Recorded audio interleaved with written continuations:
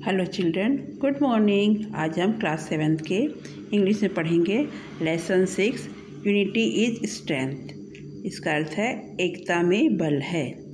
इस पाठ का हम हिंदी में अनुवाद देखेंगे तो इस प्रकार से है।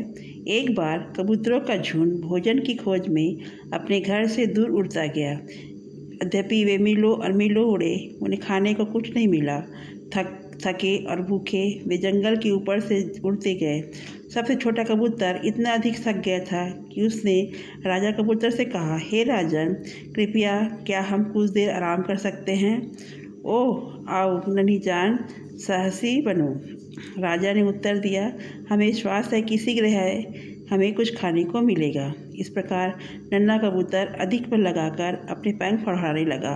वह इतना अधिक तेजी से उड़ रहा था कि वह अपने आप को अन्य सभी से आगे पाया। जल्द ही उसने पीछे मुड़कर देखा और कहा, आगे आओ, जल्दी करो, वहाँ नीचे मैंने कुछ भोजन देखा है।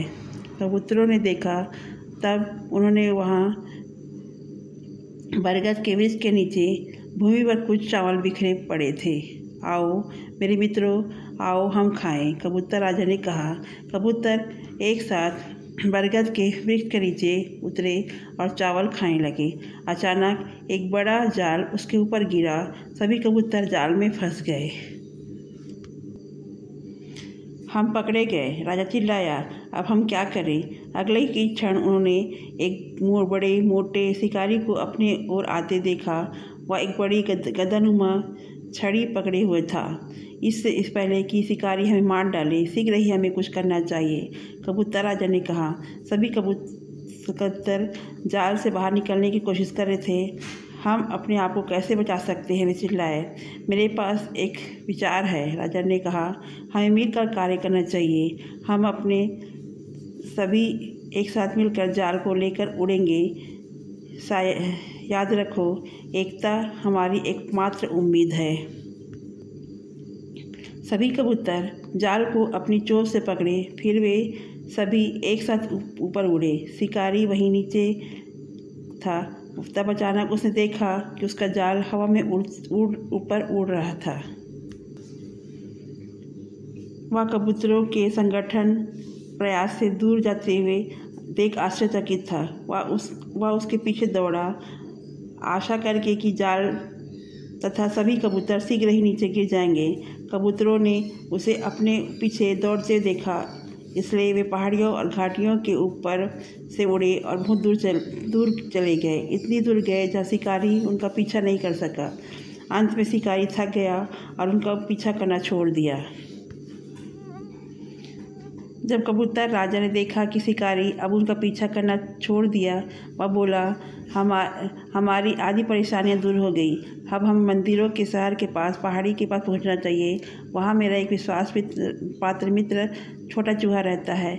वह निश्चित वह हमारी मदद करेंगे और शीघ्र ही हमें स्वतंत्र करा देंगे। हाँ, चलो मंदिरों से शहर को चले, सभी कबूतरों ने एक साथ कहा और जल्द ही वहाँ पहुँच गए जहाँ वह चूहा रहता था। उनकी फड़फड़ाने की आवाज़ सुनकर चूहा डर गया और घर से दूर कोने में छिप गया।